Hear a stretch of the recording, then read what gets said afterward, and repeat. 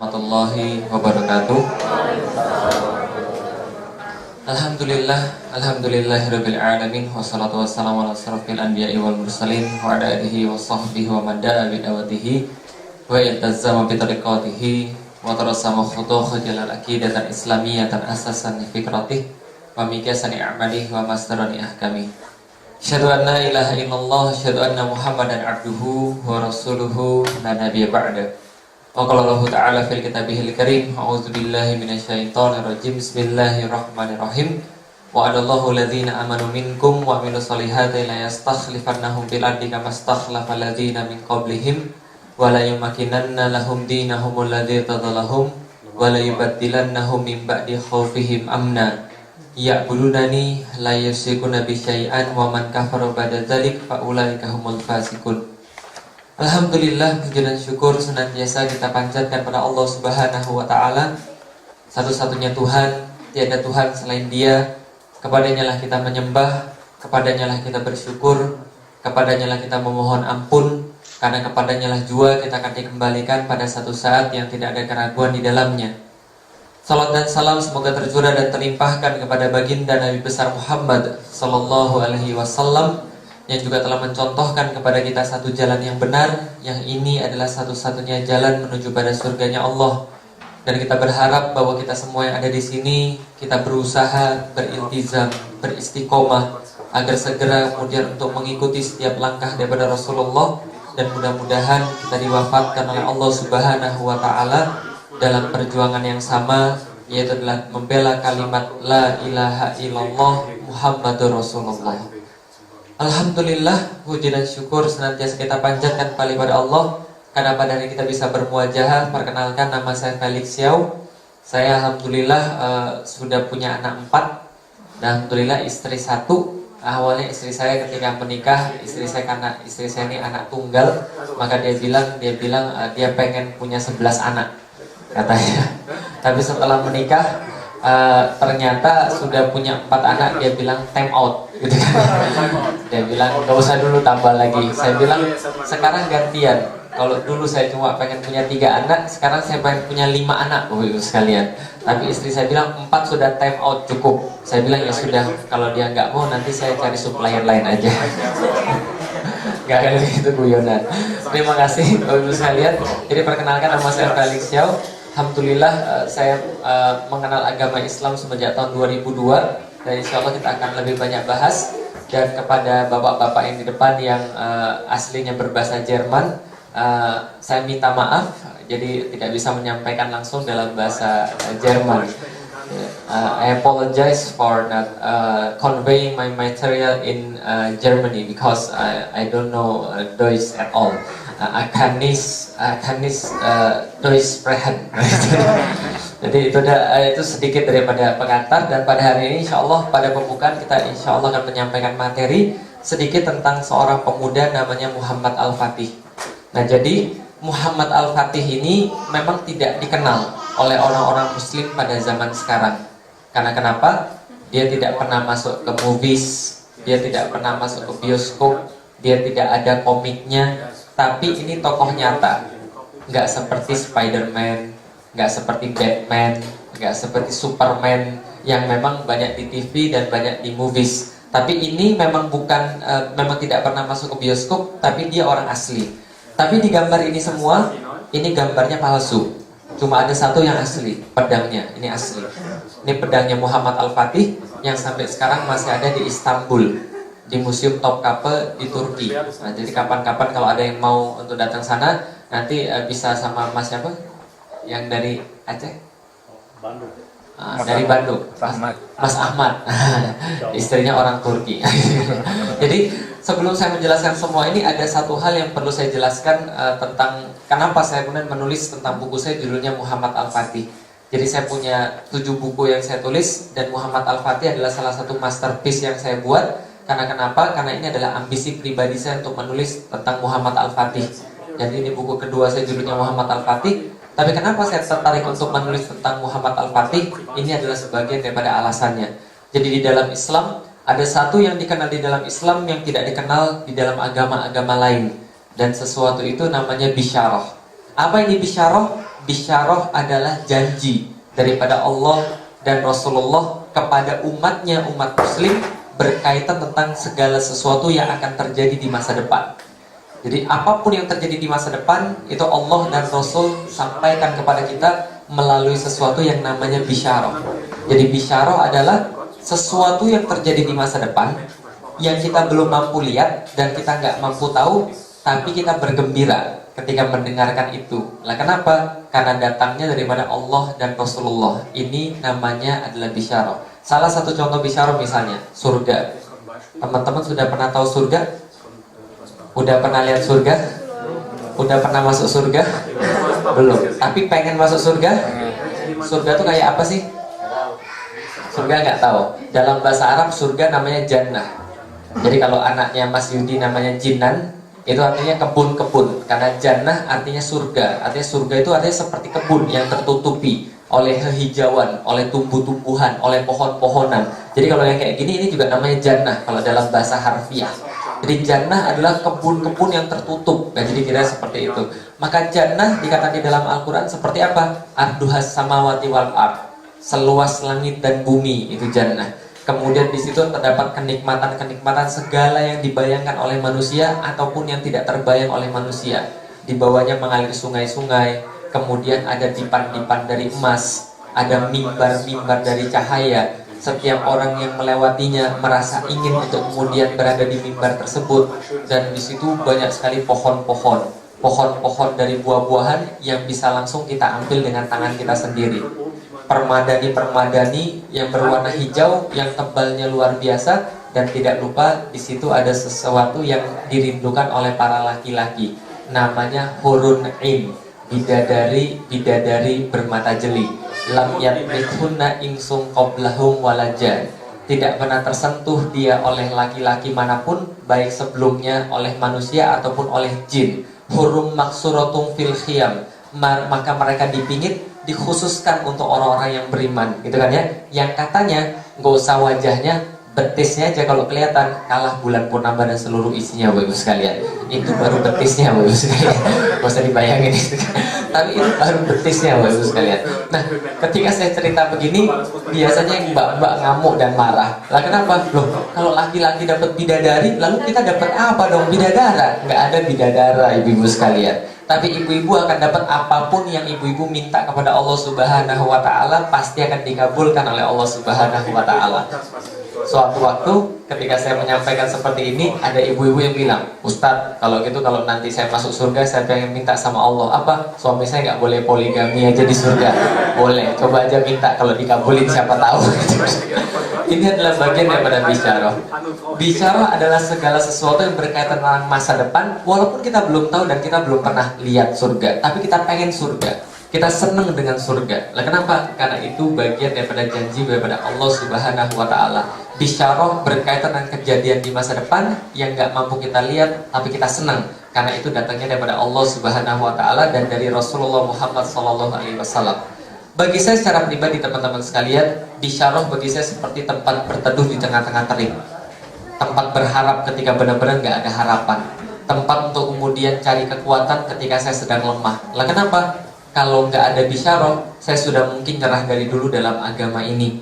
Saya sudah mungkin nyerah dari dulu dalam perjuangan dakwah. Lah kenapa bisa begitu? Bayangin aja Bapak Ibu sekalian, kita dakwah 3 hari 3 malam, capek, lemes, suara habis. Yang sadar berapa orang?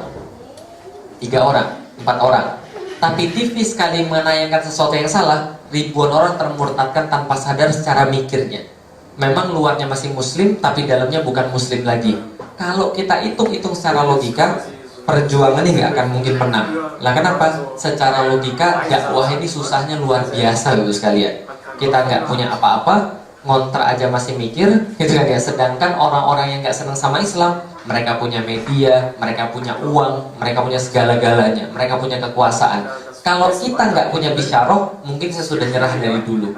Bahkan mungkin saya sudah keluar lagi dari Islam dari dulu. Lah, yang membuat saya tetap kuat karena bisyarah bagi saya tempat berteduh di tengah-tengah terik, tempat berharap ketika kita nggak ada harapan. Contoh misalnya, suatu waktu saya ketika masuk Islam, 3 minggu setelah saya masuk Islam, saya bilang sama bapak saya, Pi, balik masuk Islam. Bapak saya bilang, kamu gila kamu ya?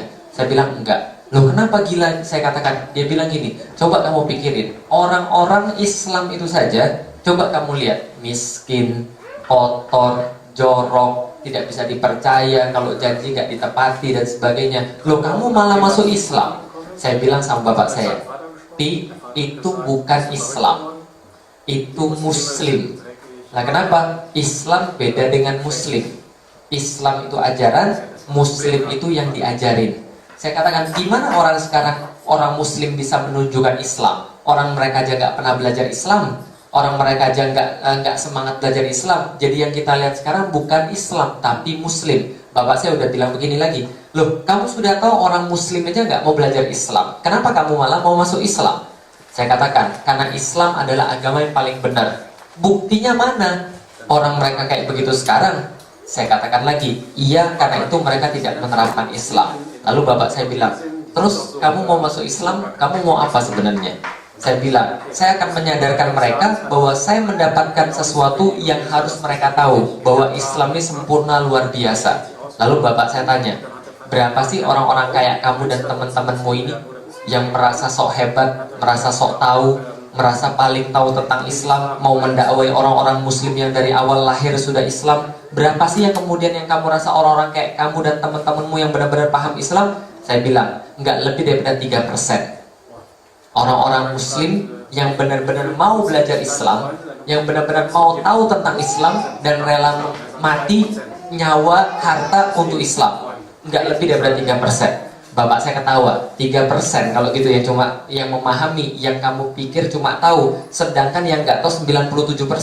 Berarti 3% mau mendakwai yang 97%. Kamu gila, Lik, nggak masuk logika matematik.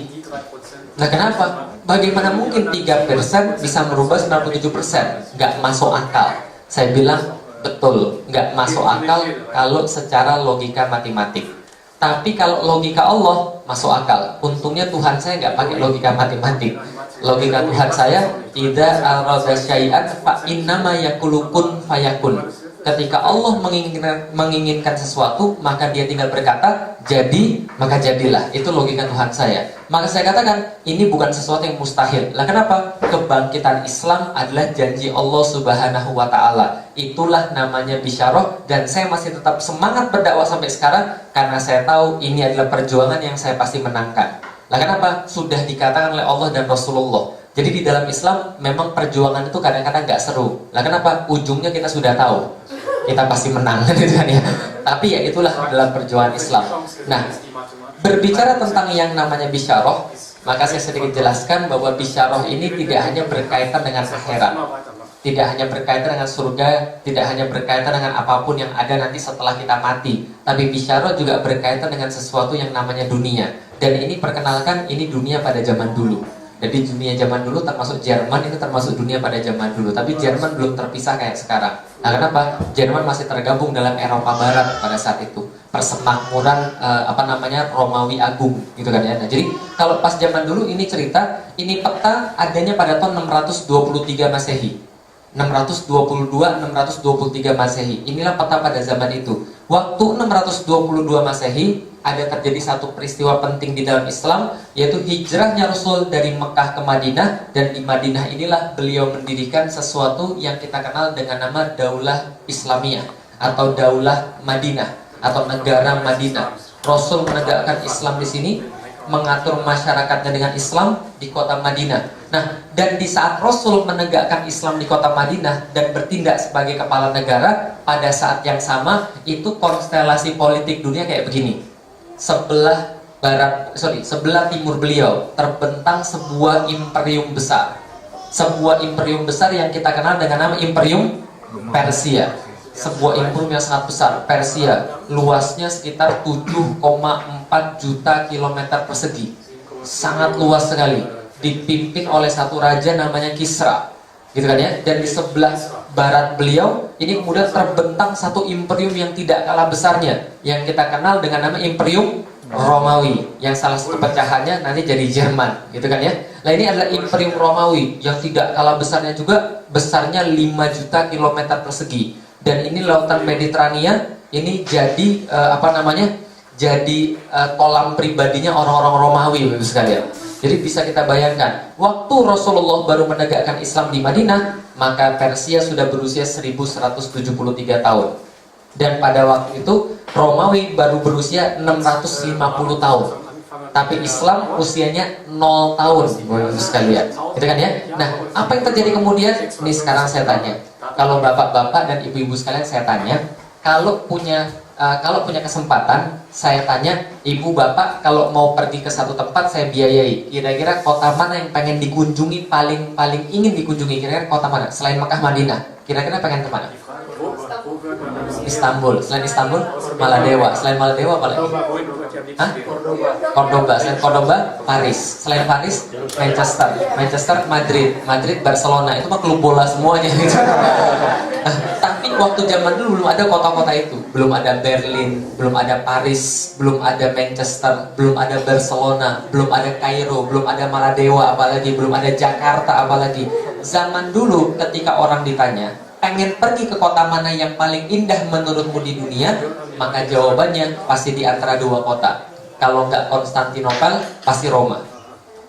Ini adalah kota, pasti jawabannya di antara dua ini. Kalau nggak Konstantinopel, pasti Roma. Kenapa? Dua kota ini adalah dua kota terindah di dunia. Konstantinopel adalah ibu kota Romawi sebelah timur yang dikuasai oleh orang-orang Yunani. Sedangkan Roma adalah ibu kota Eropa sebelah barat yang dikuasai oleh orang-orang Latin.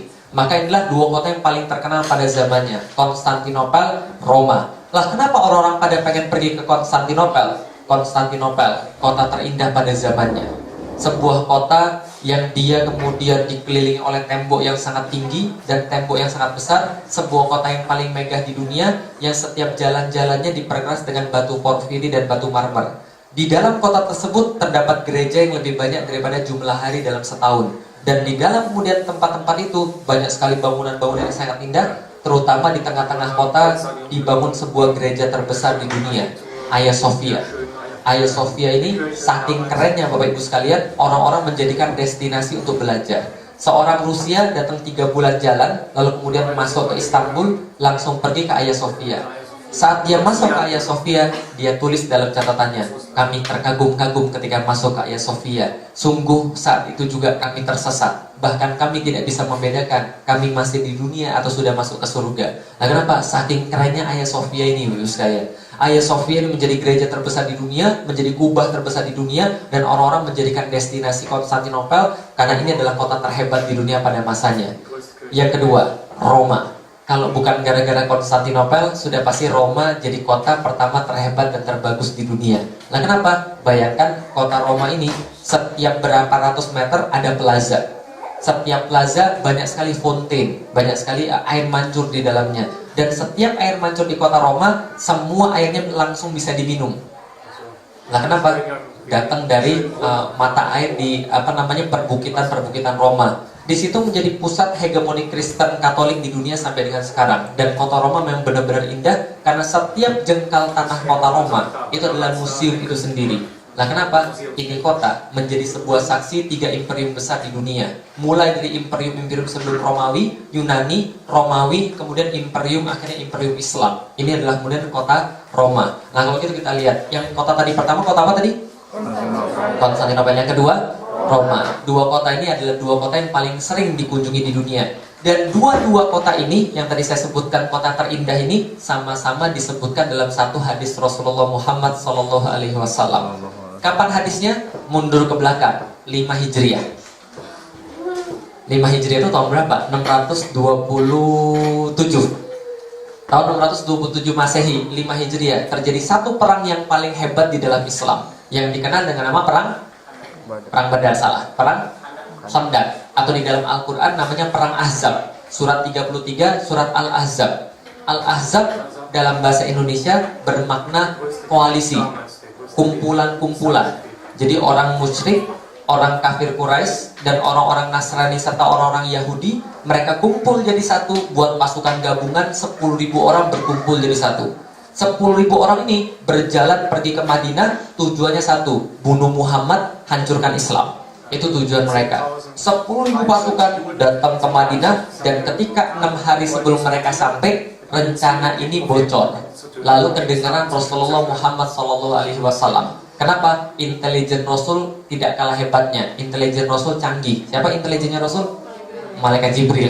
Malaikat Jibril kasih tahu Rasulullah bahwa ada 10.000 pasukan akan datang ke kota Madinah, berniat untuk menghancurkan kota Madinah. Maka Rasulullah kumpulkan para sahabat lalu berkata, hitung pasukan kita ada berapa. Lalu kemudian para sahabat bilang, ya Rasulullah 3.000 orang aja. 3.000 lawan 10.000. Secara logika menang siapa? 10.000. Tapi Rasul katakan, tenang, ada yang punya usul kita bagaimana menghadapi mereka. Maka Salman Al-Farisi angkat tangan, saya punya usul wahai Rasulullah. Gini ya Rasulullah, kita bangun parit supaya kita terlindung daripada mereka. Kuda mereka tidak bisa loncat, kita bisa panah mereka dari atas. Karena tanah yang kita keruk, kita kemudian taruh ke atas, kita panah mereka dari atas. Maka Rasulullah sepakat, maka dibuatlah parit yang mengelilingi sebelah utara Madinah. Yang parit ini panjangnya 8 km, Bapak Ibu sekalian. Berapa? 8 km. Nah kalau di sini 8 km itu dari mana sampai ke mana? 8 km dari mana sampai ke mana? Kalau tadi dari stasiun Hauptbahnhof ke sini 8 km nggak? Kayaknya kurang kali ya. Kalau di Jakarta 8 km itu dari Cawang sampai Semanggi. Itu 8 km.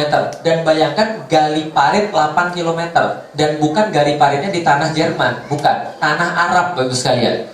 Lah kalau di Jerman gali parit pakai cangkul. Di Jerman kalau di Jerman gali parit pakai cangkul. Di Arab gali parit pakai apa? Pakai lembing. Tahu kan ya? Lembing tahu kan ya? Yang untuk pecahin batu, batunya diangkat satu-satu. Itu gali parit. Paritnya harus lebarnya 5 meter, dalamnya harus 3 meter. Supaya kuda nggak bisa lompat paritnya itu. Nah, dan mereka melakukan gali parit ini di tengah kondisi terik panas 40 derajat Celcius ke atas. Dan makanannya apa? Satu kurma diemut 10 orang. Jadi kita bisa bayangkan, berat nggak kira-kira pada saat itu? Berat. Berapa orang tadi yang nyerang? 1.000. Yang bertahan berapa orang? 3.000. Makannya satu kurma bagi berapa? Bagi 10. Parit yang harus digali berapa kilometer? 8. Panas luar biasa. Dan mereka harus gali parit 5 meter luasnya, dalamnya 3 meter.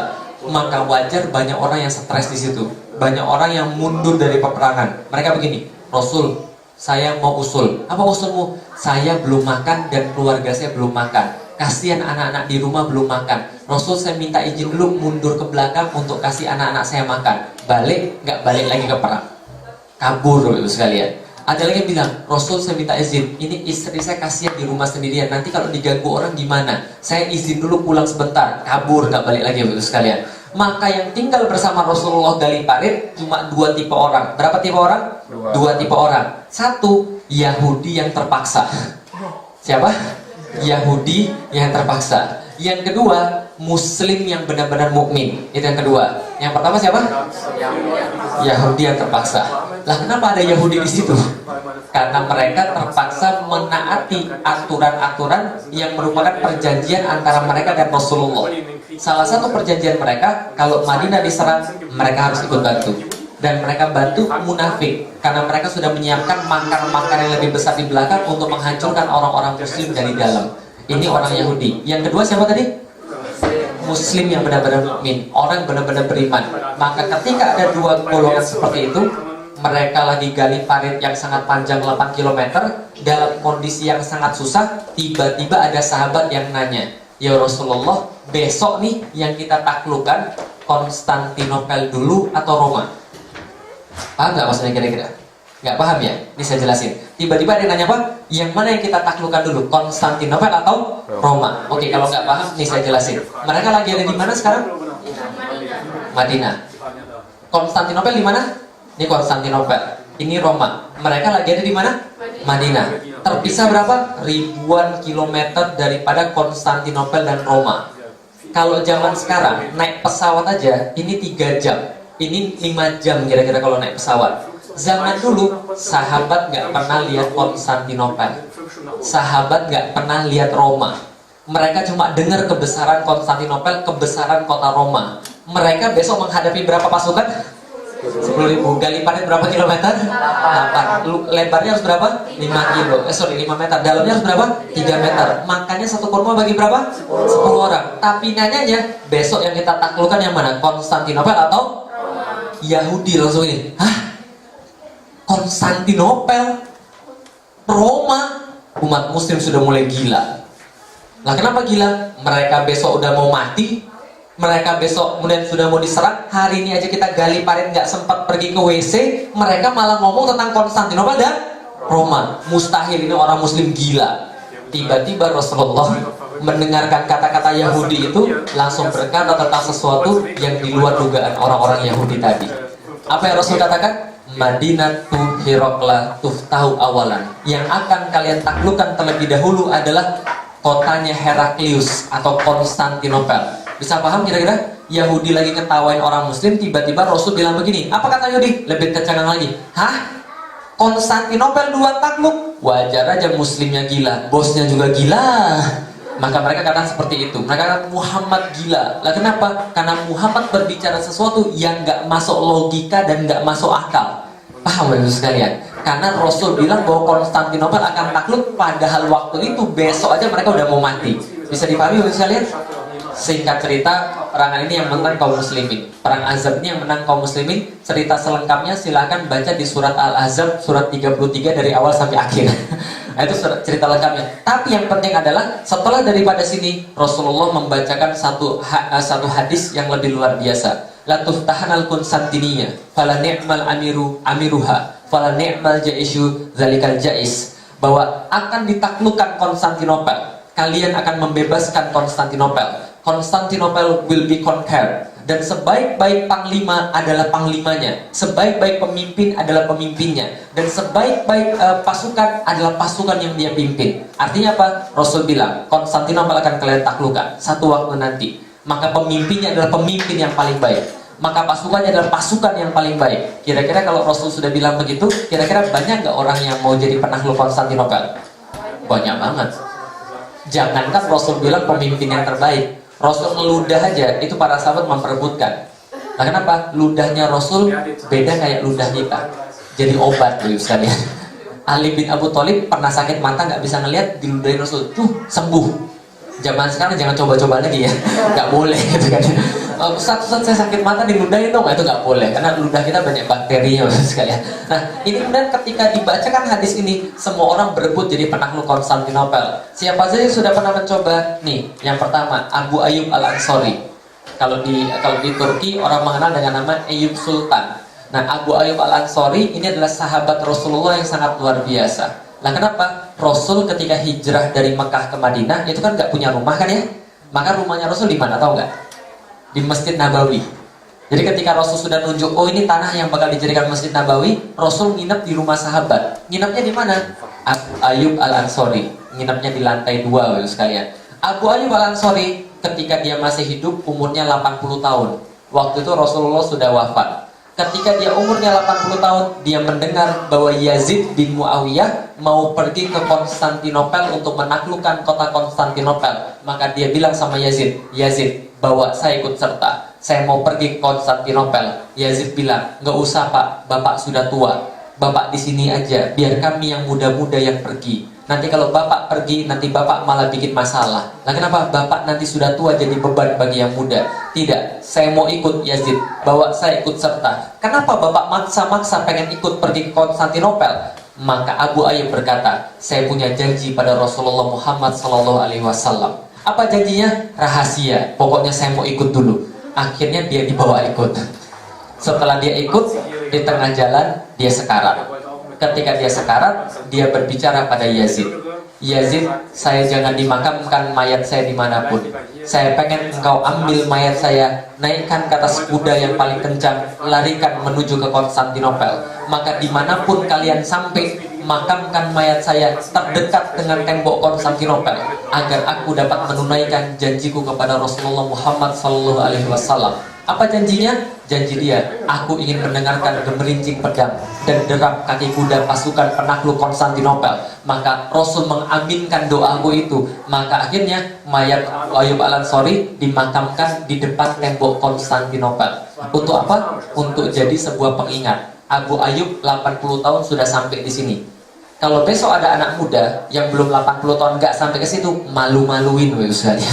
Nah, maka 80 tahun Abu Ayyub meninggal, pasukan ini kalah telak. Berikutnya Maslama bin Abdul Malik bawa 170.000 pasukan pergi ke Konstantinopel. Tidak mampu menaklukkan Konstantinopel karena saking kuatnya.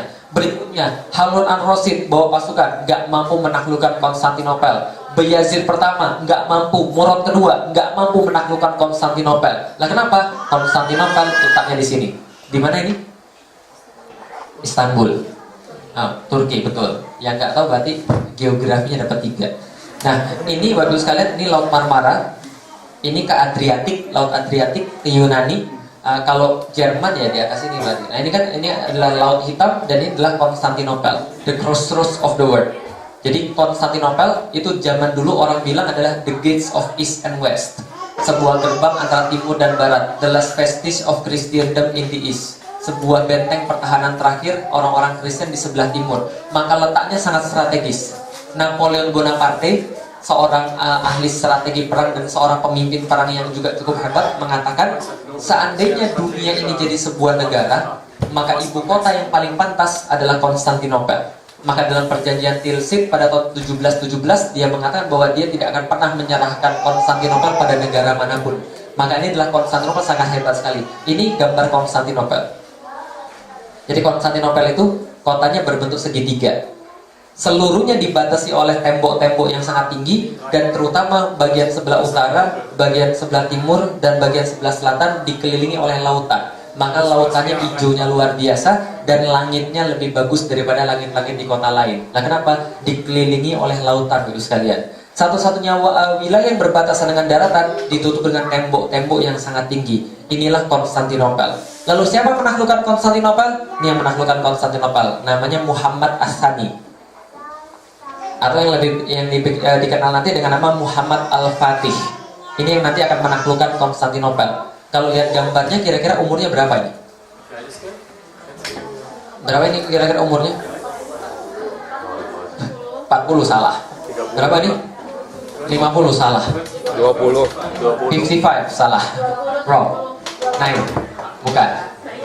Umurnya ini, gambar ini diambil ketika dia berumur 21 tahun. Berapa? 21 tahun. Loh, kok jenggotnya panjang? Dia orang Turki itu sekalian. Jadi jenggotnya panjang. Kalau orang Cina nggak punya jenggot, gitu kan ya. Jadi jangan banyak tanya lagi. Ustaz kok nggak pelihara jenggot sih? Bukan nggak mau pelihara, nggak tumbuh itu sekalian.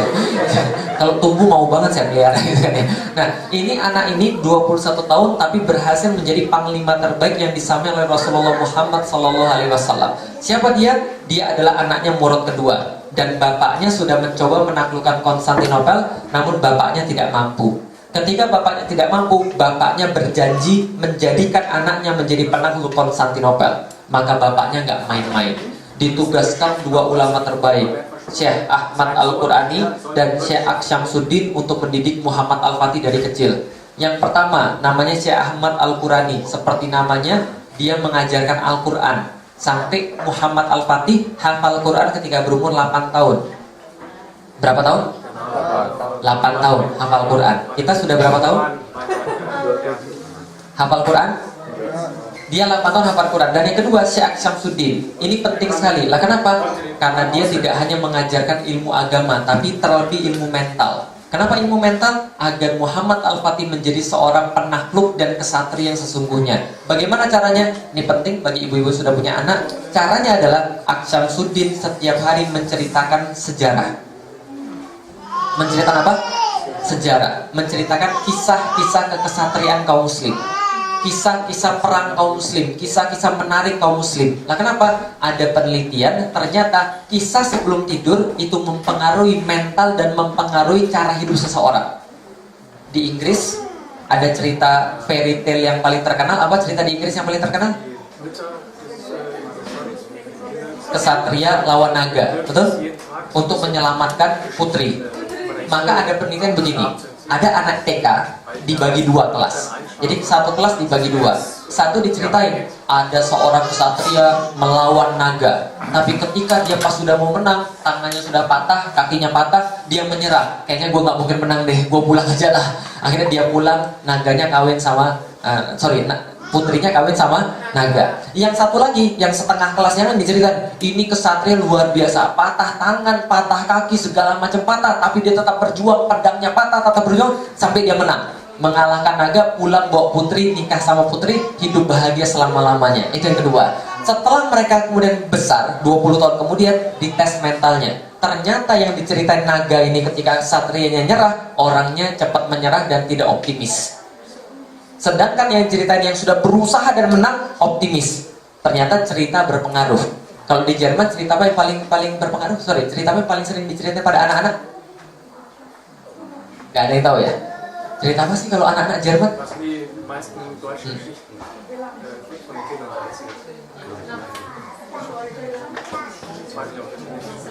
Cerita apa?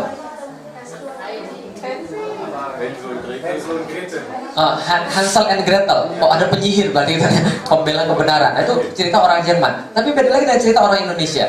Nah, kenapa cerita mempengaruhi cara hidup seseorang? Lah, kalau kemudian cerita orang Indonesia apa? Itulah yang membuat orang Indonesia rusak. Nah, kenapa? Kisah masa kecilnya salah, Bapak sekalian. Di Indonesia yang paling keren, cerita yang paling sering kita dengar apa? Kancil mencuri timun. Betul begitu? Kancil mencuri timun. Berarti ketika dalam kasus kancil mencuri timun itu, kancilnya cerdas atau kancilnya jahat? Cerdas. Petaninya bodoh. Berarti orang Indonesia dapatnya apa? Mencuri itu bagus, gitu kan ya? Apalagi kisah orang Indonesia. Ada kisah Indonesia namanya Joko Tarub. Joko Tarub ngintip cewek mandi, gitu kan ya? Ternyata ceweknya bidadari. Dia maling selendangnya, kemudian bidadarinya nggak bisa terbang ke surga. Akhirnya dia nikah sama bidadari. Apa pelajaran moralnya? Maling nikah sama bidadari, bagus. Itu pelajaran moralnya itu. Makanya ketika gede jadi maling semua, Bapak sekalian. Apalagi kisahnya? Kelinci lawan kura-kura, tanding lari. Yang menang siapa? Kura-kura. Muncul peribahasa, alon-alon asal kelakon. Biar lambat asal selamat. Kenapa nggak ada yang mikir cepat tapi selamat gitu kan ya?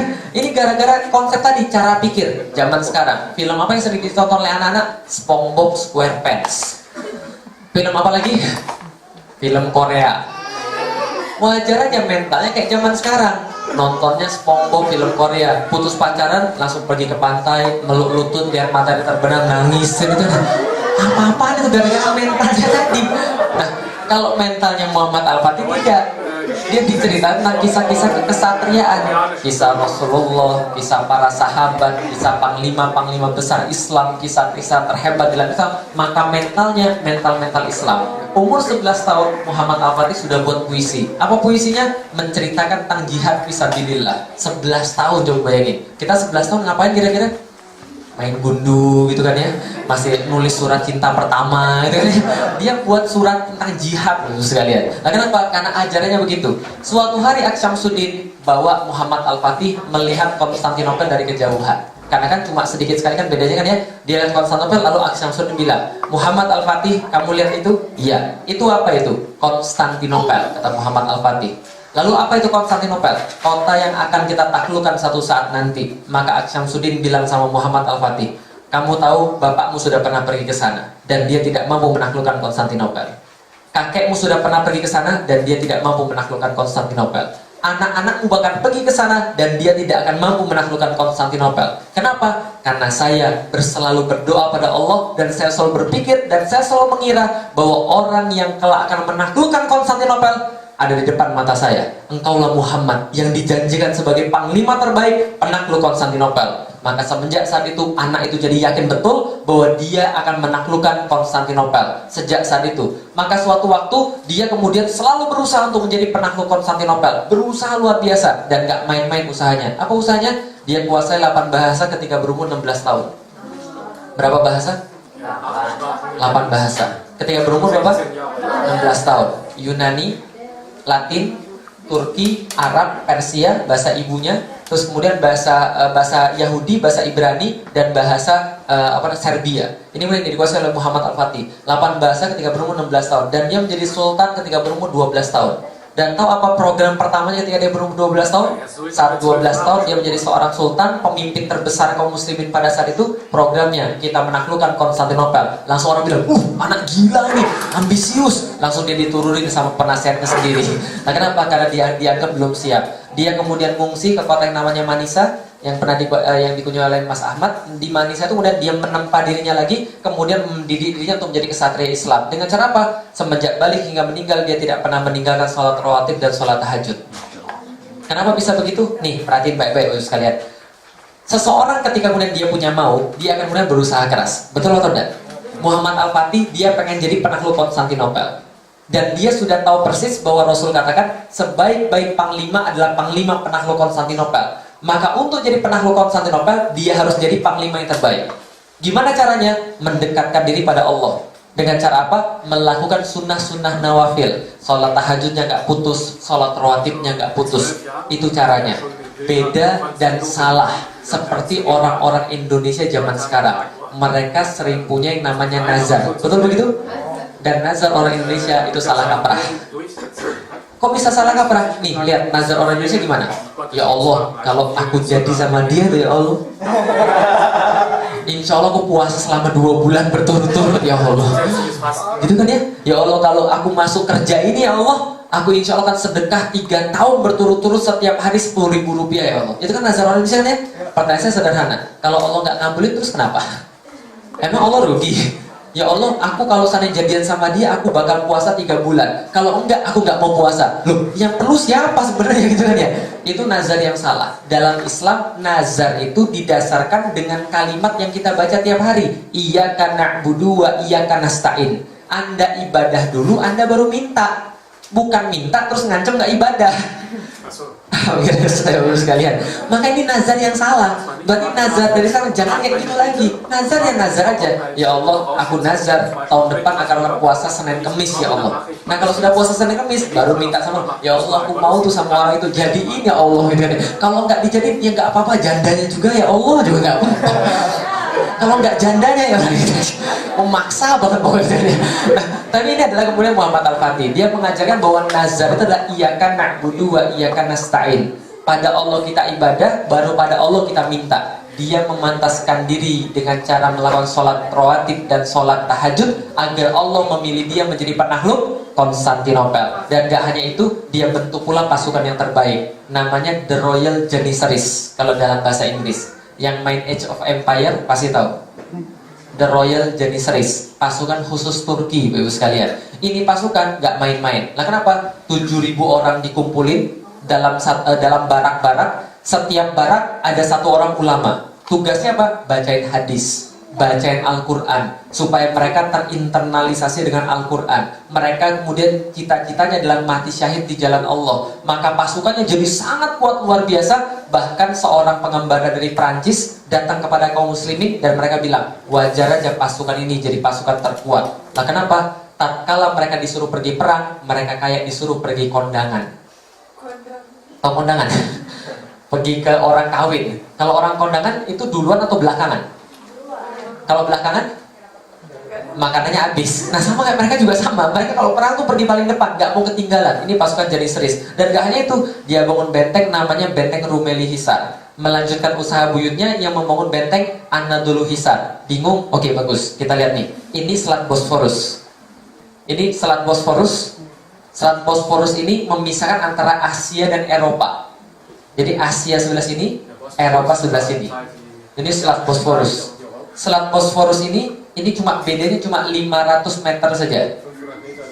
Jadi kalau yang pernah nonton film 300, yang This is Sparta itu, nah itu Darius Agung itu pernah nyebrang di sini untuk menyerang orang-orang Yunani, menyerang Athena dan Sparta. Nah jadi ini adalah kemudian daerah yang sering menjadi tempat perang juga. Nah ini Selat Bosphorus, ini Asia, ini Eropa. Konstantinopel di sini. Yang saya ceritain tadi kayak segitiga. Ini Konstantinopel. Maka Al-Fatih bilang, kenapa dari dulu orang gagal menyerang Konstantinopel? Orang gagal menyerang Konstantinopel karena ini nggak ditutup.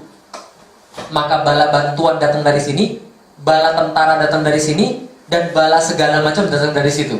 Lah kenapa? Karena di atasnya Laut Hitam, Ukraina yang sekarang dan sebagainya. Di situ tempat perkampungan orang-orang Genoa dan orang-orang Venezia yang merupakan sekutu daripada Konstantinopel. Maka kata Muhammad Al-Fatih, kalau kita mau menang, ini harus kita tutup.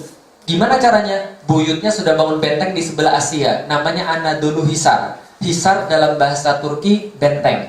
Anadolu, Anatolia atau Asia Kecil. Maka Anadolu Hisar adalah benteng bagian Asia. Buyutnya sudah bangun benteng di sini. Muhammad Al-Fatih berencana bangun benteng tepat di depannya. Jadi bangun fortress, benteng, Hisar, fortress. Jadi, nah ini berencana untuk bangun benteng di sini. Untuk apa? Bisa nutup supaya tidak ada pasukan yang datang ke bawah. Masalahnya adalah ini wilayah musuh. Maka ketika Kaisar Konstantinopel, Kaisar Yunani mendengar bahwa Muhammad Al-Fatih akan bangun benteng di sini, dia tulis surat, "Woi, lu ini sudah bangun benteng di tanah orang, gak pakai izin pula. Dulu leluhurmu bikin benteng di tanahnya sendiri, dia minta izin kepada kami, sebagaimana seorang anak minta izin pada bapaknya. Kamu sudah tidak pakai izin, bangun benteng di tanah orang pula." Al-Fatih tulis surat balik, "Saya kasih tahu bahwa itu bukan urusanmu. Konstantinopel adalah wilayah yang telah engkau kelilingi dengan benteng-benteng dan dengan pagar-pagar. Maka selain itu bukan wilayahmu. Kalau aku ingin bangun benteng di sini, itu urusanku. Dan kalau engkau berbicara tentang sultan-sultan sebelum aku, ketahuilah, sultan yang sekarang berbeda dengan sultan yang kemarin. Apapun yang tidak bisa mereka lakukan, bisa saya lakukan. Yang tidak bisa mereka selesaikan, akan saya selesaikan. Siapa yang datang kemari lagi dengan tujuan yang sama, saya pastikan mereka tidak akan pulang dalam keadaan hidup." Diancam Bapak Ibu sekalian. Setelah diancam, gak ada yang berani ke sana lagi. Dilanjutkan pembangunannya. Ini rencana pembangun bentengnya. Anadolu Hisar, Rumeli Hisar. Ini Anadolu Hisar yang sampai sekarang masih ada. Jadi kalau teman-teman pergi ke Turki, naik Bosporus Cruise, pasti lewat ini. Tapi jarang yang tahu kalau di sini Anadolu Hisar. Bahkan orang Turki pun gak tahu. Nah ini Anadolu Hisar dibangun oleh buyutnya namanya Bayezid pertama pada tahun 1393-1394, tingginya 25 meter. Besarnya kayak ini nih. Ini kalau ada mobil, ini bentengnya sebesar ini Bapak Ibu sekalian. Jadi kalau Anda masuk di awal mau pergi ke WC harus naik angkot dulu Bapak Ibu sekalian. Ini besar banget. Nah, ini punyanya buyutnya. Punyanya Muhammad Al-Fatih lebih besar lagi. Ini bentengnya Muhammad Al-Fatih. Namanya Rumeli Hisar. Tingginya 82 meter dengan 5.000 pekerja. Struktur sebesar ini selesai dalam waktu berapa? 4 bulan. Padahal ini 30.000 meter persegi. Selesai dalam waktu berapa? 4 bulan itu sekalian. Coba bayangkan, belum ada alat berat, belum ada traktor, belum ada apapun, tapi selesai dalam waktu berapa lama? 4 bulan. Orang-orang kemudian menjulukinya dengan nama Bogas Kesen, artinya pemotong tenggorokan. Bogas Kesen. Lah kenapa? Karena memang ini memotong tenggorokan, Bogas Kesen. Nah kemudian setelah jadi seperti ini, kemudian mereka siap, segala sudah siap. Tapi anak muda tetap masih punya halangan. Betul begitu? Ini halangan anak muda Bapak Ibu sekalian. Tembok Konstantinopel, Wall of Constantinople ini dibuat pada tahun 300 oleh Kaisar Theodosius. Kaisar Theodosius buat tembok Konstantinopel, dan ini temboknya nggak pernah jebol selama 1123 tahun. Sampai berapa lama? 1123 tahun. Coba bayangin, struktur buatan manusia mana yang nggak pernah jebol selama 1123 tahun. Cuma ini yang kita lihat ini. Gak pernah jebol, 1123 tahun. Lah kenapa sangat kuat sekali? Ini tembok 18 meter. 18 meter kalau ada artis, kira-kira artisnya kayak begini. Ini artisnya nih Bapak sekalian. Jadi kecil sekali. Ini 18 meter. Gak hanya 18 meter, 3 lapis Bapak sekalian. Kalau Anda bawa kuda, kudanya berhenti di sini, mohon maaf. Kuda nggak bisa lanjut lagi. Anda nekat berenang, taruhlah Anda si pitung, gitu kan ya, nekat berenang. Dipanah ada di sini. Taruhlah Anda kebal tanah, Anda kemudian berenang, ini lebarnya 20 meter, dalamnya 10 meter. Taruhlah Anda bisa manjat, bunuh penjaga, dipanah lagi dari sini. Dilempar batu, dilempar minyak, disiram api. Gitu kan ya? Taruhlah Anda bisa manjat lalu bunuh penjaga, dipanah lagi dari sini. Ini tingginya 8 meter dan tebelnya sekitar 3 meter. Ini tingginya 12 meter, tebelnya 5 meter. Jadi ini tetap tidak ada yang bisa menembus. Tembok ini sempurna loh sekalian. Kalau Anda jadi Muhammad Al-Fatih dan sudah tahu semua orang yang pernah kesini nggak bisa tembus tembok ini, walaupun sudah beratus-ratus kali peperangan, gimana caranya agar bisa masuk ke sini? Doa, nggak bisa. Istighosa apa lagi? Nggak bisa. Terus gimana caranya kira-kira? Gali lewat bawah, usulan yang bagus. Gali lewat bawah, sudah pernah dicoba. Lah kenapa? Karena orang-orang Serbia itu ahli gali. Maka mereka coba untuk gali lewat bawah sini. Ternyata orang Konstantinopel lebih pintar lagi. Mereka pasang di sini baskom air. Setiap 1,5 meter satu baskom. Maka setiap ada yang gali di bawah, airnya bergetar. Dia tahu siapa yang gali, dia tahu arahnya kemana, dia buat lubang counter attack, dibakar di bawah hidup-hidup. Bukan usul yang bagus, kayak tikus mati di sawah. Oh nggak maksudnya? Kira-kira gimana gitu? Ya udah kita istighosah lagi aja lah, nggak menang juga misalnya. Maka Al-Fatih tahu kalau seluruh cara sudah pernah dicoba dan nggak bisa, maka dia nggak boleh coba cara yang sama. Katapult nggak bisa masuk, nggak bisa masuk. Terus kemudian pelontar batu, nggak ada batu yang bisa menghancurkan tembok yang setebal 3 meter dan 5 meter, nggak ada sama sekali. Lalu gimana caranya? Al-Fatih juga nggak tahu. Yang jelas, yang namanya keinginan, kalau lillahi ta'ala, Allah pasti kasih jalan. Wa ma yattaqillah yaj'allahu makhrajan. Siapa yang bertawakal, Allah pasti kasih jalan keluar. Gimana jalan keluarnya? Pucuk dicinta, pulang tiba. Satu hari ada seorang seniman senjata, orang Kristen Hungaria Jerman, namanya Orban. Orban ini datang kepada Muhammad Al-Fatih. Orban datang kepada Kaisar Konstantinopel karena sama-sama orang Katolik. Lalu dia bilang, Kaisar, mau nggak nih? Saya punya senjata baru. Mau buat nggak? Kaisarnya lihat, bagus juga senjata lu. Berapa bikinnya? Bikinnya segini, materialnya segini. Kalau mau, saya buat materi ini, senjata ini. Kaisar bilang, mau sih, tapi kami lagi nggak punya duit. Gini aja, kamu tunggu di sini, jangan pergi kemana-mana. Kalau kami punya duit, kami buat senjata kamu. Dia nunggu setahun di situ, nggak ada yang buat senjata dia. Namanya ahli senjata, yang penting kan senjatanya jadi. Dia datang pada yang punya duit, datang pada Muhammad Al-Fatih. Lalu bilang, bos, gue punya senjata nih bos. Mau bikin nggak bos? Pertama kali Muhammad Al-Fatih melihat dia, Muhammad Al-Fatih langsung bilang begini, kamu bisa nggak buat satu senjata yang bisa melontarkan proyektil sebesar ini pakai tangannya, proyektil sebesar ini. Lalu kemudian Orban berkata, dia mikir begini, Muhammad Al-Fatih ini bukan orang sembarangan, dia pintar fisika. Maka kalau kita hitung pakai teori fisika, I sama dengan F kali A. I sama dengan M kali A. Gitu kan ya? Impact sama dengan massa kali percepatan. Lah kalau ada massa yang sebesar tangannya ini, batu sebesar itu, ngantem tembok Konstantinopel, itu bisa hancur. Maka dibilang begini, apakah engkau berkehendak ingin menghancurkan tembok Konstantinopel? Ini percakapannya dicatat ya oleh sekretarisnya Muhammad Al-Fatih namanya Turhan. Apakah engkau berkehendak ingin menghancurkan tembok Konstantinopel? Lalu Muhammad Al-Fatih bilang, kalau iya kenapa? Orban bilang lagi, kalau iya kebetulan. Saya sudah tinggal di situ selama 1 tahun.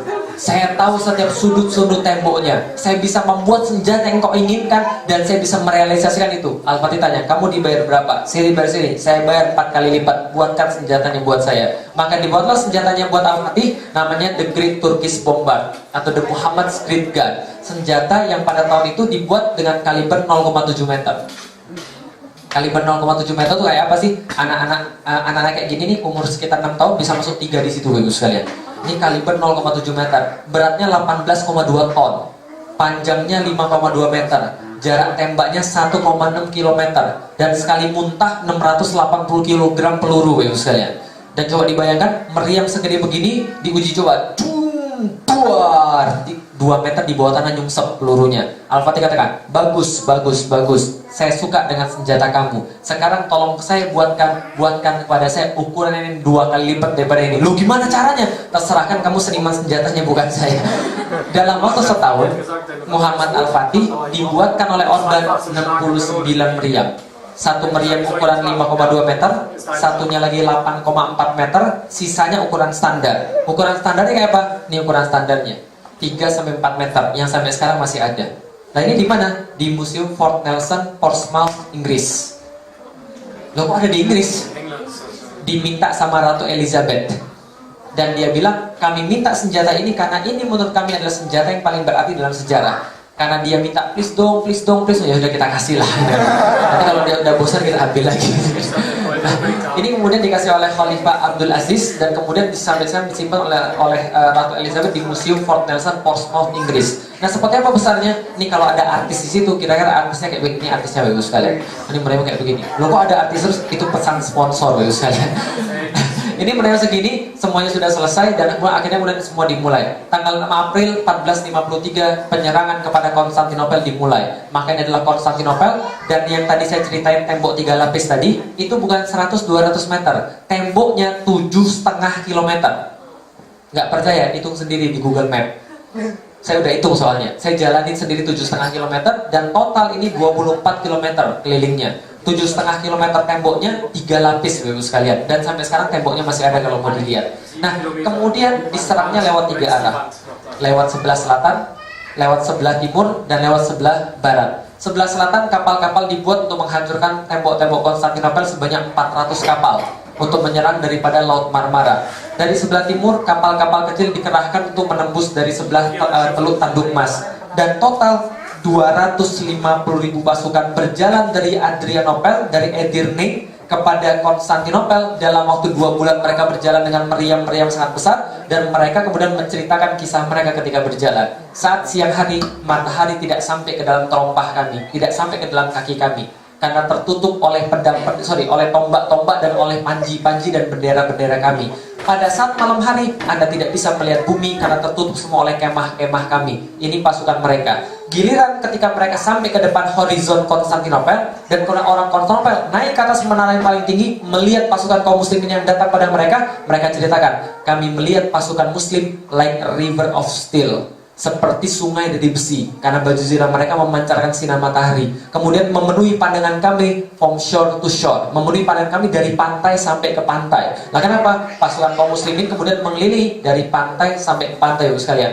Tanggal 6 April semua pasukan sudah selesai sampai di sana. Pagi-pagi tanggal 6 April Muhammad Al-Fatih mengirimkan utusan, serahkan kota kepada kami, maka tidak ada satupun yang akan disakiti, tidak akan satupun properti yang akan diambil, dan tidak ada satupun harta yang akan diambil kecuali daripada hak mereka. Maka serahkan kota kepada kami. Kaisar bilang, tidak, maka lebih baik saya mati dalam peperangan daripada kami menyerahkan kota ini. Lalu Al-Fatih berkata, ya sudah kalau begitu. Maka 6 April 1453 Al-Fatih bariskan pasukan dia 1,5 kilometer depan tembok kota. Cukup jauh untuk bisa dipanah, tapi cukup dekat untuk bisa disaksikan setiap pasang mata orang-orang di Konstantinopel. Maka tanggal 6 April 1453 bertepat dengan hari Jumat, seluruh pasukan sholat Jumat di depan situ. Nah, kenapa? Dulu sudah menjadi kebiasaan kaum muslimin, ketika orang itu kemudian berjihad, dimulainya hari Jumat. Nah, kenapa? Karena orang-orang muslim yang lain lagi sholat Jumat dan mendoakan pasukan-pasukan di garis depan. Maka mereka sholat Jumat di situ untuk pertama kali orang-orang Konstantinopel mendengar takbir, tahlil, dan tahmid yang begitu dekat dengan mereka, dan mereka sadar inilah terakhir kalinya mereka melihat salib di atas Hagia Sophia. Maka tanggal 6 April 1453 dimulai penyerangan ke Konstantinopel. Yang menang Muhammad Al-Fatih atau Konstantinopel? Muhammad Al-Fatih atau Konstantinopel? Maunya, tapi yang terjadi sebaliknya. Serangan 3 arah kalah total. 400 kapal kalah total dengan 27 kapal Konstantinopel. Loh, kok bisa begitu? 27 kapal Konstantinopel ini ukurannya 10-14 kali lipat kapalnya orang-orang muslim. Jadi kalah total, 400 kalah dengan 27, kalah total. Bagaimana dengan di sebelah timur? Dipasang rantai segede kingkong, sehingga kapal-kapal gak ada yang bisa masuk ke dalam Teluk Tanduk Mas. Lalu bagaimana dengan sebelah barat? Memang betul, ditembakkan meriam demi meriam, hancur lebur itu tembok kota, tapi baru ketahuan kelemahannya. Apa kelemahannya? Reloadnya 3 jam sekali, Bapak sekalian. Jadi urusannya tidak beres-beres. Tembak, duar, hancur semen, tembak, hancur semen, tembak, hancur semen, tidak beres-beres. Nah, kenapa? Reloadnya 3 jam sekali, Bapak sekalian. Kenapa? Tidak bisa terlalu banyak panas. Nah, kalau orang teknik tahu kan ya, tembaga bergesekan sama batu 680 kilo. Itu friksi panasnya berapa kira-kira? Luar biasa. Panas yang dihasilkan itu cukup untuk membelah tembaga itu sendiri. Sama kayak gini, gelas, taruh air panas, buang, terus taruh air dingin. Terus gimana? Retak. Maka untuk menunda, untuk memperlambat pendinginan itu, maka mereka kasih lemak-lemak hewani. Nah, 3 jam sekali baru bisa dipakai itu punya senjatanya. Tidak selesai-selesai. 2 minggu mereka nyerang, 6 April sampai tanggal 20 April. Tidak tersisa secercah pun harapan menang. Yang ada, mayat-mayat semakin bertumpuk, logistik semakin kurang. Ini ikut MSQ berapa orang? 70. Panitia ngasih makan 70 orang susah atau enggak? Setengah mati, tahu enggak? Ngasih makan 70 orang. Ini ngasih makan berapa orang? 250.000 orang. Bayangin logistiknya kayak apa. Maka setiap hari logistik tambah sedikit, pasukan tambah banyak yang mati, moral turun, dan kemudian orang-orang bilang, kita pulang aja yuk. Mulai muncul suara-suara sumbang, pulang aja yuk. Gak mungkin kita menang. Ini Muhammad Al-Fatih kerjaannya ini, anak muda, ambisius, mengorbankan nyawa pasukannya. Coba kalau dia tidak ambisius, mungkin orang-orang kita gak banyak mati. Muncul banyak suara sumbang. Al-Fatih tahu seperti itu, dikumpulin seluruh panglima-panglimanya, lalu dia bilang, oke, kita rapat darurat, sampaikan kepada saya, kita lanjut perang atau kita pulang. Gak ada yang berani ngomong.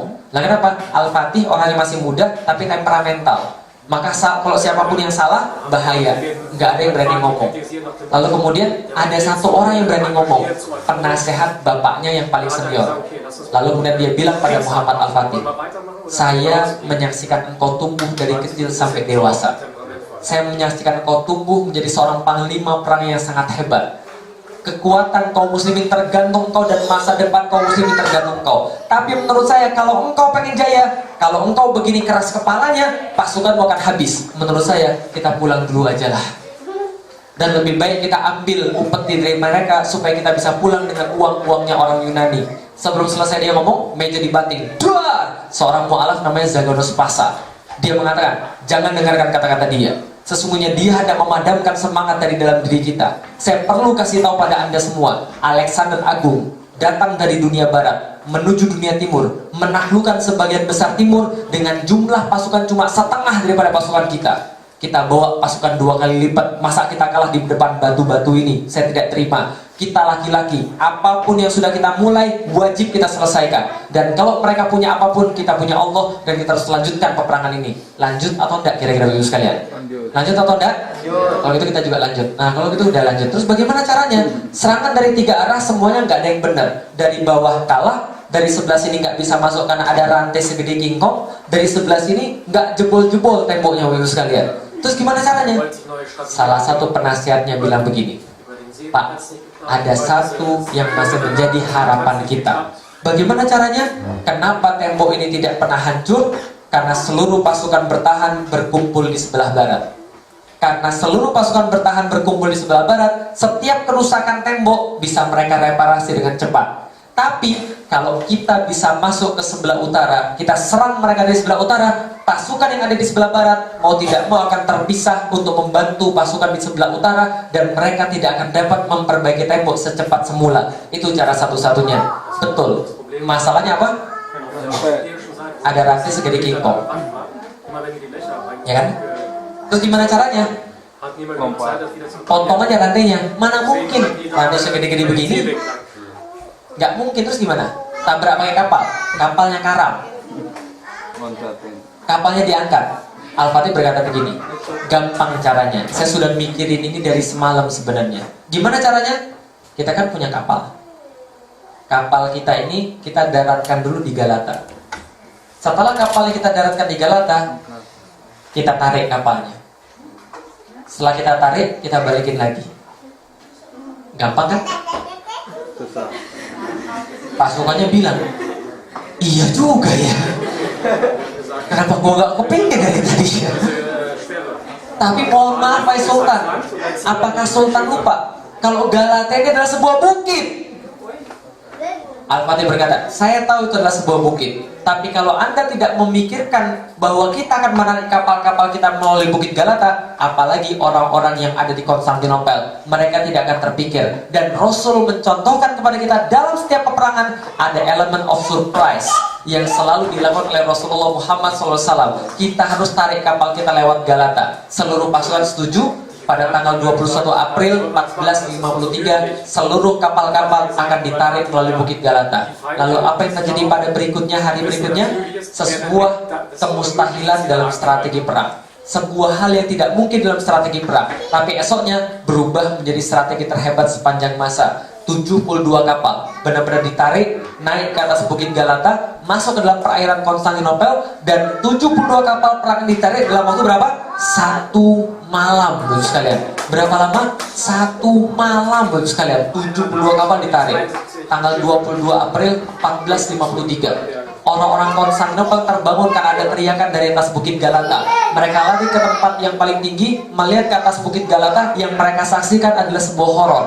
bendera la ilaha illallah Muhammadur Rasulullah berkibar di atas bukit Galata. Tatkala mereka saksikan lebih ke bawah lagi, pemandangan itu merenggut seluruh nyali mereka. Lah kenapa? Kapal-kapal perang turun satu persatu memasuki wilayah mereka yang selama ini mereka merasa itu wilayah paling aman, berubah menjadi wilayah paling berbahaya bagi mereka. Maka mereka katakan pada saat itu, Konstantinopel is over. Konstantinopel sudah selesai. Muhammad Al-Fatih orang gila. Kenapa? Dia menjadikan ombak-ombak lautan sebagai tempat berlayar kapal-kapalnya dan menjadikan bukit Galata sebagai pengganti ombak-ombak tadi. Maka Al-Fatih melanjutkan peperangannya sampai pada tanggal 27 Mei 1453. Hampir 2 bulan lamanya mereka menyerang, dan pada waktunya Al-Fatih berhasil membuat satu lubang yang sangat besar yang tidak mungkin bisa diperbaiki lagi. Maka pada tanggal 27 Mei 1453 Al-Fatih katakan, berhenti kalian semua berperang. Berhenti kalian semua berperang. Kenapa? Saya menginginkan agar Anda besok semua tidak berperang, tapi semuanya berpuasa. Kenapa? Akan kita taklukkan Konstantinopel dengan serangan yang terakhir pada tanggal 29 Mei 1453. Supaya Allah berkenan, kita berpuasa. Kalau Allah berkenan kita menaklukkan, kita dapat kemuliaan ini. Tapi kalau kita tidak bisa menaklukkan Konstantinopel, lebih baik kita mati di bawah reruntuhan Konstantinopel. Karena lebih baik aku mati daripada aku harus memimpin daerah tanpa Konstantinopel. Maka 28 semuanya berpuasa. Subuh hingga maghrib mereka diliputi oleh suasana syahdu, membaca Al-Quran, membaca hadis, membaca kemudian segala sesuatu yang lain. Mereka saling mengingat tentang kemuliaan jihad. Dan pada tanggal 29 Mei 1453 selesai mereka bertahajud, Al-Fatih berkhutbah pada mereka dengan sebuah khutbah yang terakhir. Khutbah Al-Fatih pada mereka adalah, jika penaklukan kota Konstantinopel sukses, maka sabda Rasul telah menjadi kenyataan, dan salah satu mujizatnya sudah akan terbukti, dan kita akan mendapatkan bagian daripada janji ini, yaitu kemuliaan dan penghargaan. Oleh karena itu, sampaikan pada pasukan satu persatu kemenangan besar yang akan segera kita capai, akan menambah ketinggian dan kemuliaan Islam. Untuk itu, wajib bagi setiap pasukan menjadikan syariat selalu di depan mata dia, dan jangan sampai ada yang melanggar syariat Allah yang mulia ini. Kenapa? Al-Fatih memberitahu kepada kita, mengingatkan kepada kita apa yang Abu Bakar sampaikan kepada seluruh pasukan-pasukannya. Abu Bakar sampaikan, kemenangan yang Allah kasih kepada kita itu bukan karena kekuatan kita, tapi seberapa mampu kita menjaga diri kita dari tidak bermaksiat kepada Allah. Jadi kalau orang bermaksiat kepada Allah, jangan harap Allah tolong dia. Nah, kenapa? Pertolongan Allah datang kepada orang yang tidak bermaksiat kepada Allah. Dan jangan sampai di antara mereka ada yang melanggar syariat yang dimulai ini. Dan jangan mengganggu para pendeta, jangan mengganggu orang-orang yang ada di gereja, jangan mengganggu orang yang beribadah, jangan mengganggu orang-orang perempuan dan anak-anak. Lalu pergilah mereka berperang. Pada waktu mereka berperang, jam 2 sampai jam 4 nggak takluk. Jam 4 sampai jam 6 dikerahkan pasukan yang kedua. Jam 6 pagi dikerahkan pasukan yang ketiga, pasukan Ingisaria. Dan sebelum matahari bersinar dari sebelah timur, the rest is history. Konstantinopel takluk pada tanggal 29 Mei 1453. Al-Fatih masuk ke dalam gerbang kota lalu mengatakan, Alhamdulillah, semoga Allah merahmati para syuhada, memberikan kemuliaan pada mujahidin, serta kebanggaan dan syukur buat rakyatku. Maka dia segera berjalan dengan kuda putihnya menuju gereja Hagia Sophia. Sampai di depan gereja Hagia Sophia, dia melihat Hagia Sophia dengan yang sangat megah. Kemudian dia turun dari kudanya, sujud syukur ke arah Mekah, kemudian masuk ke dalam Hagia Sophia, lalu kemudian berkata, Rasul kami tidak pernah bohong. Masuk ke dalam gereja, di situ dia dapatkan banyak sekali orang-orang menangis histeris karena mereka merasa takut dibunuh. Tapi Al-Fatih katakan, keluar kalian semua dari sini. Yang mau pergi dari kota, kami jamin mereka sampai ke depan gerbang kota. Yang mau untuk tetap tinggal di kota, kami jamin semua properti mereka dan mereka tidak akan disakiti. Tapi kami minta tempat ini dijadikan sebagai masjid, Bapak sekalian. Maka seluruhnya keluar, tempat ini kemudian dijadikan sebagai masjid. Pada hari yang sama, 29 Mei 1453, maka semuanya disiapkan oleh Muhammad Al-Fatih. Seluruh patung-patung dikeluarkan, seluruh lantai-lantai dibersihkan, seluruh tempat-tempat yang kurang nyaman ditutupi dengan lumpur supaya tidak ada lukisan-lukisan manusia di situ. Dibangunkan tempat yang mimbar yang paling mulia di situ, di tempat yang paling mulia di situ dibangun mimbar, dan semuanya sudah selesai sebelum asar. Asar 29 Mei 1453, azan pertama kali berkumandang di Konstantinopel. Allahu Akbar, Allahu Akbar. 29 Mei dan sampai sekarang tidak selesai, Bapak sekalian. Konstantinopel takluk, Bapak sekalian. Tapi sayang sekarang sudah jadi sebuah museum. Nunggu orang pemberani lagi yang datang ke situ untuk menjadikan lagi sebagai masjid. Nah, Bapak sekalian, ini ceritanya kayak dongeng, betul begitu? Tapi ini adalah bukan dongeng, tapi kenyataan. Nah, kenapa kenyataan? Yang pengen saya ceritakan adalah bukan Muhammad Al-Fatih, tapi 54 hari mereka perang dan 825 tahun penantian. Berapa lama mereka menanti? 825 tahun. Semenjak keluar hadis daripada Rasulullah, la tuftahanal Konstantinia, akan ditaklukkan Konstantinopel. Maka orang-orang Yahudi tertawa terbahak-bahak. Mereka mengolok-olok kaum muslimin. Mereka mengatakan kaum muslimin gila. Sampai 825 tahun kemudian, seorang pemuda 21 tahun masuk ke dalam kota lalu berkata, Rasul kami tidak pernah bohong. Berapa lama dia memperjuangkan? 825 tahun percaya. 825 tahun tidak pernah meragukan Rasulullah nggak mungkin salah. Maka dia kemudian berusaha yang terbaik, dia mengeluarkan yang terbaik, menaklukkan Konstantinopel. Anak 21 tahun menaklukkan kota Konstantinopel, sesuatu yang sangat luar biasa. Lalu kemudian kita bertanya-tanya, apa sih rahasia mereka? Kok mereka zaman dulu dikit tapi hebatnya luar biasa, sekarang kita banyak tapi kita nggak ada apa-apanya? Apa sih rahasia mereka? Ini rahasia mereka, Bapak sekalian. They believe in something that cannot be seen by eyes. Mereka percaya pada sesuatu yang tidak dapat dilihat oleh mata dan gak kepikir dengan logika. Lah kenapa? Masalah kaum muslimin zaman sekarang yang paling parah adalah segala sesuatu harus lihat dengan mata dan segala sesuatu harus lihat dengan logika. Persis kayak orang Yahudi zaman dulu. Betul begitu? Yahudi bilang sama Rasulullah, Rasul, Muhammad, kalau kamu memang benar-benar nabi, memang benar-benar utusan Tuhan, itu ada bulan. Belah itu bulan kalau bisa. Kalau engkau bisa belah bulan dan kami lihat bulan itu terbelah, berarti engkau memang Rasul. Dibelah Rasul nggak bulan? Dibelah Rasul nggak bulan? Belah benar. Loh, itu salah satu mujizat juga. Rasul pernah membelah bulan, itu ada hadisnya itu. Bulan terbelah jadi dua, dan NASA juga sudah mengkonfirmasi betul bulan pernah terbelah jadi dua. Bulan itu terbelah jadi dua dan orang-orang Yahudi ngelihat. Beriman nggak mereka? Nggak juga. Ini terjadi lah, kenapa? Walaupun mereka beriman, walaupun mereka lihat, mereka nggak beriman juga. Sama kayak orang Yahudi. Makanya ini yang membedakan antara Muslim dan orang non Muslim. Orang non Muslim lihat dulu baru percaya, orang Muslim percaya dulu baru lihat. Contoh, percaya surga? Percaya surga? Yakin? Insya Allah kita lihat. Tapi kalau orang non Muslim, tunjukin dulu gue surganya, mati aja dulu gitu kan ya. Nanti kemudian terjadi. Tapi ternyata ini kemudian menjadi masalah besar. Contoh lagi misalnya, seorang syuhada pertama, seorang wanita namanya Sumayyah. Sumayyah ini disiksa oleh Umayyah bin Khalaf, dicambuk, kemudian disiksa. Lalu kemudian dikatakan, coba kamu bilang Tuhanmu siapa? Allah Subhanahu wa Ta'ala. Tetap teguh dengan Allah Subhanahu wa Ta'ala. Dicambuk lagi sampai Sumayyah kesel, diludahin Umayyah bin Khalaf. Ketika diludahin, Umayyah bin Khalaf itu kemudian kalap, kemudian ambil tombak, ditusukkan tombak dari kemaluan sampai tembus pada lehernya. Ketika itu terjadi, Rasulullah lewat. Ketika Rasul lewat, Rasul berkata pada Sumayyah yang sedang disiksa itu, isbir ala Yasir. Sabarlah wahai keluarga Yasir. Isbir ala Yasir. Sabarlah wahai keluarga Yasir. Innakum jannatul masir. Sesungguhnya bagimu surga Allah sudah dekat sekali. Maka ketika mendengarkan kata-kata itu, apa kata Sumayyah? Ya Rasulullah, surganya sudah di depan mata saya ini. Kira-kira dilihat pakai mata atau enggak? Enggak. Matanya sama kayak mata kita, sama-sama melihat yang biasa. Tapi apa yang kemudian terjadi pada dia? Apa yang diucapkan oleh Rasulullah itu jauh dia lebih percaya daripada siksaan yang menyiksa di depan mata dia. Bisa dipahami sekalian? Siksaan itu berat, sakit, tapi dibandingkan dengan perkataan Rasulullah, dia lebih percaya perkataan Rasulullah. Itulah kaum muslim. Ketika seluruh dunia berkata tidak mungkin, ketika seluruh dunia mengatakan tidak bisa, kalau Rasul bilang bisa, that's enough. Cukup bagi kita untuk mengorbankan seluruh harta, mengorbankan seluruh nyawa, karena Rasul sudah bilang begitu. They believe in something that cannot be seen by eyes.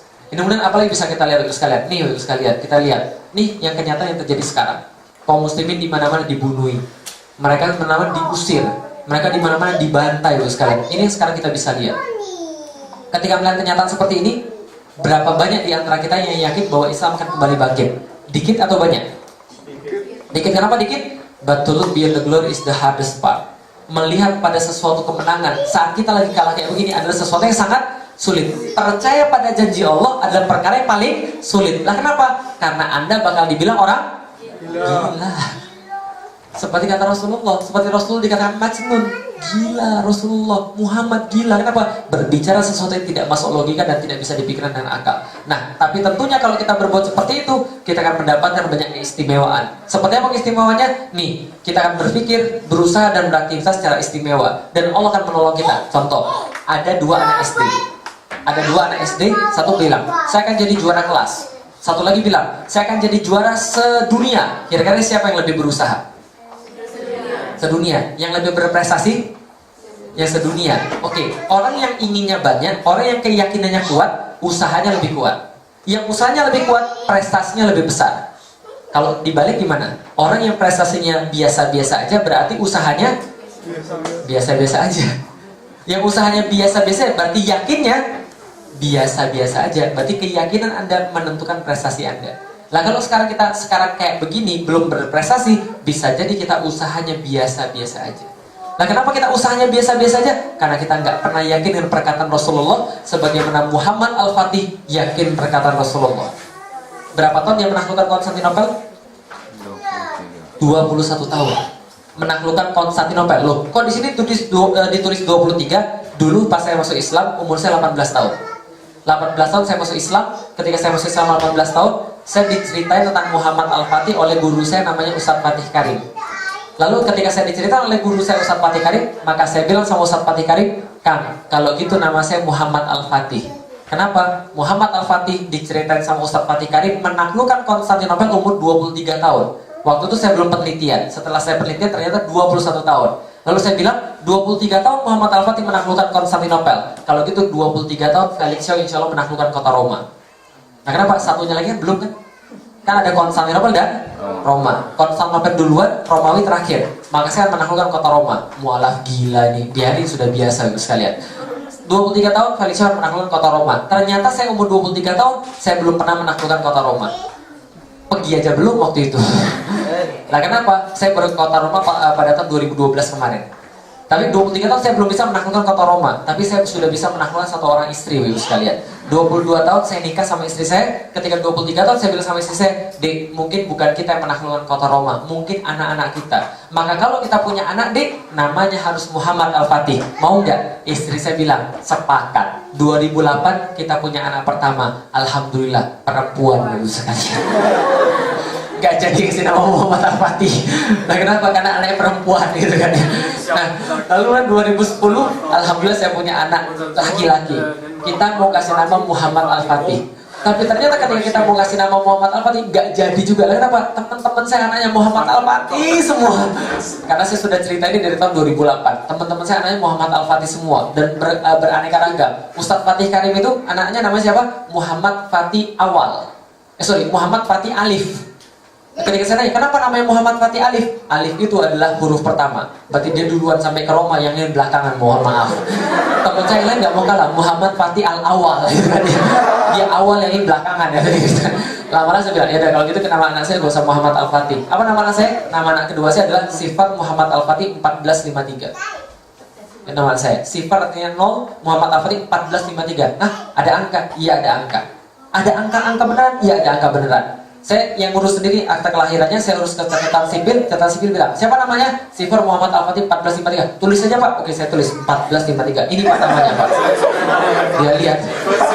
Ini maksudnya apa nih 1453 ini? Saya bilang itu bukan 1453 Pak. Kepanjangan kalau tulisnya 1453. Tapi itu angka 1453. Angka 15 tahun Pak saya kerja di sini belum ada yang model kayak begini Pak. Makanya buatlah sudah 15 tahun belum ada. Nah kenapa? Itu Wiro Sableng aja boleh 212, kenapa anak saya nggak boleh? Akhirnya anak saya dikasih 1453 masuk akta kelahiran. Nama saya Sifar Muhammad Al-Fatih 1453. Anak ketiga saya laki-laki juga namanya Gozi Muhammad Al-Fatih 1453. Bukan untuk gaya-gayaan, bukan, tapi adalah sebuah hal yang saya bebankan pada mereka, bahwa mereka harus ingat apa keinginan bapaknya dan apa mau bapaknya. Lah kenapa saya nulis buku? Kenapa saya kasih nama begitu? Saya nulis buku, saya kasih nama begitu karena saya tahu bahwa saya tidak selama-lamanya akan hidup, Bapak Ibu sekalian. Suatu saat saya pasti kemudian meninggal.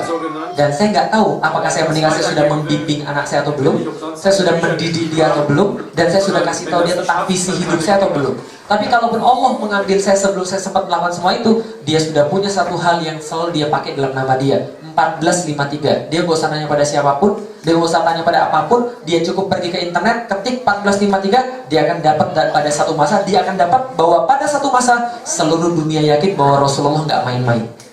Bapak sekalian, Konstantinopel ditaklukkan oleh Muhammad Al-Fatih 21 tahun dan dia nggak berhenti sampai di situ. Tetap menaklukkan, Serbia dia taklukkan, Austria hampir ditaklukkan. Kemudian apalagi Albania ditaklukkan, Rumania ditaklukkan oleh satu orang Muhammad Al-Fatih. Sampai umur sampai umur sekitar 49 tahun dia kemudian bergerak ke kota Roma dengan pasukan yang jumlahnya jauh lebih besar. Tapi takdir ternyata berkata lain, dia diracun oleh dokternya sendiri, dia meninggal. Dan ketika dia meninggal, ada orang berpendapat begini, sejarawan barat, kalau orang ini dikasih hidup sampai 20 tahun lagi, pasti kita nggak akan melihat lagi Kristen di Eropa. Nah, kenapa? Sudah takluk semua dengan orang ini. Namanya Muhammad Al-Fatih. Satu orang merubah dunia. Satu orang diingat oleh dunia. Maka kemarin ketika tahun 2002 kalau saya nggak salah, atau 2008 kalau saya salah, Panathinaikos melawan Galatasaray. Main bola. Galatasaray tahu? Panathinaikos tahu? Itu kemudian mereka saling tanding bola. Itu supporter Turki itu bentangin satu spanduk besar. Satu spanduk besar tulisannya nggak apa-apa, tulisannya cuma remember 1453. Gitu aja, rusuh tuh langsung pertandingan. Nah, kenapa orang Yunani menganggap itu sebagai sebuah penghinaan Bapak sekalian? Maka ketika tahun 2012 saya pergi ke kota Roma, saya pakai baju yang sama, remember 1453. Tapi saya nggak ada yang tahu Bapak sekalian. Kalau ada yang tahu mungkin saya sudah dideportasi lagi kan. Maka tahun 2012 saya datang ke kota Roma dan saya kemudian datang ke Saint Peter Basilica. Saya buat film di situ. Kalau ada yang mau lihat filmnya, lihat aja di YouTube, judulnya Pavement to Rome, Jalan Menuju ke Roma. Ada 2 video di situ saya buat di depan Saint Peter Basilica. Satu orang merubah dunia Bapak sekalian. Dan coba kita lihat, inilah kemudian bisa kita lihat. Ini yang kita lihat Muhammad Al-Fatih. Tadi masih ingat ketika di Parit tadi ada berapa orang tadi? Yang di Parit tadi, gali Parit ada berapa orang? 2 orang. Yang satu siapa? Yahudi yang terpaksa. Yang kedua? Yang benar-benar beriman. Ketika mendapatkan janji Allah dan Rasul, yang benar-benar beriman langsung percaya, langsung berbuat, langsung merealisasikan. Kalau yang Yahudi tertawa terbahak-bahak, mengolok-olok. Pertanyaan saya sederhana, kita mau jadi yang mana? Yang satu yang kedua? Yang Yahudi yang terpaksa atau mau jadi yang benar-benar beriman? Oke, kalau itu saya tanya, yakin nggak Roma akan takluk? Yakin? Yakin? Takbir? Insya Allah akan takluk. Nah, kenapa? Mau tidak mau, suka dan tidak suka, Roma pasti akan takluk. Masalahnya adalah gimana cara kita menyiapkan anak-anak kita agar sekali berMuhammad Al-Fatih. Tugas siapa? Tugas ibunya untuk meyakinkan pada mereka bahwa itu yang bisa mereka lakukan. Tugas ibu adalah memberikan sebuah impian yang besar pada anaknya dan meyakinkan mereka bahwa mereka mampu dan Rasul sudah bilang itu akan terjadi. Bisa difahami sekalian? Bukan kasih mereka dengan kemudian tayangan-tayangan seperti SpongeBob SquarePants, film-film Korea apalagi yang buat kita jadi cemen luar biasa, apalagi hal-hal yang lain. Tapi kita harus baca sirah, baca segala macam agar kita kemudian bisa jadi seperti Muhammad Al-Fatih. Roma pasti akan takluk insya Allah. Maka anak saya wajibkan nanti kalau saya punya cucu harus namanya Muhammad Al-Fatih sampai Roma takluk. Nah, kenapa? Saya pengen agar anak saya berkontribusi untuk kemudian menjadi penakluk kota Roma. Tapi insya Allah takluknya bukan dengan perang, tapi insya Allah dengan dakwah. Karena itulah kita belajar di sini, kita kemudian bersemangat dan mudah-mudahan dengan ilmu yang kita punya, kita berdakwah pada mereka dan karena itulah mereka menjadi seorang muslim. Karena dari hadis bukan ditaklukkan dengan perang lagi insyaallah. Wallahualam bishawab, billahi taufiq wal hidayah wa minkum. Assalamualaikum warahmatullahi wabarakatuh.